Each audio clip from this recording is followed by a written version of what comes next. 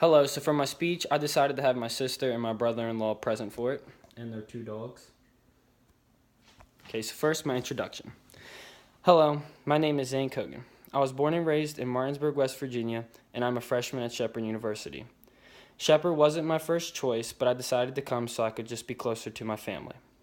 I also play basketball for the men's basketball team at Shepherd, which is a big reason why I decided to choose basketball as my topic for the first speech in this class. I've played the game of basketball for 10 years now and have developed such a love and passion for the game. Not many people know how the game originated, but it's kind of fascinating.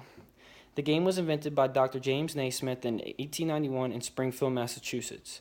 The reason the game was developed was to keep athletes in shape during the winter months because during this time, football and baseball or soccer were the main sports, and those couldn't be played in the winter months, and basketball was played indoors. The first hoops were simply just peach baskets and a soccer-like ball for the basketball. When a player scored, somebody would actually have to use a ladder to climb up and take the ball out of the peach baskets, so the game was paused a lot in the beginning. About a decade later, they replaced the hoop with a metal rim and a net, but just like the peach baskets, the net was closed at the bottom, so players still had to stop the game and climb up a ladder to get the ball and then resume play.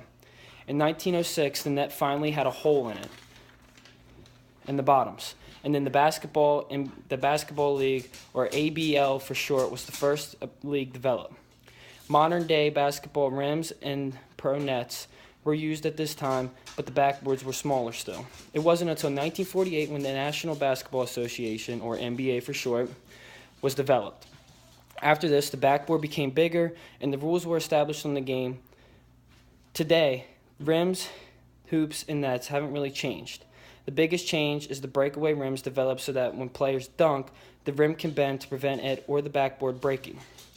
There's many different types of basketballs that are used today.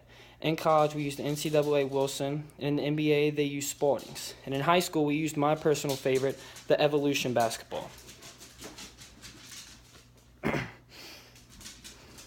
Basketball has changed a lot over the years. When the game first started, the three-point line was not on the court yet, so everything was worth 2 points. It wasn't until the 1979-1980 season that the NBA introduced the three-point line. Chris Ford of the Boston Celtics is credited with making the first three-point shot of all time. Today, if you watch basketball, the three-point line is a big part of the game. Many teams in the NBA rely on being good three-point shooting teams. Basketball is played throughout the world and is even played in the Olympics.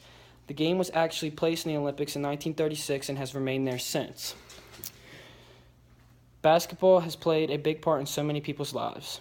The NBA has started many organizations to help prevent struggling kids.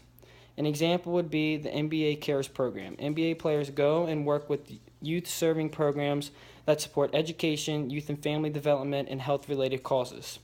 Basketball has changed a lot over time, but it has developed a great league with great athletes.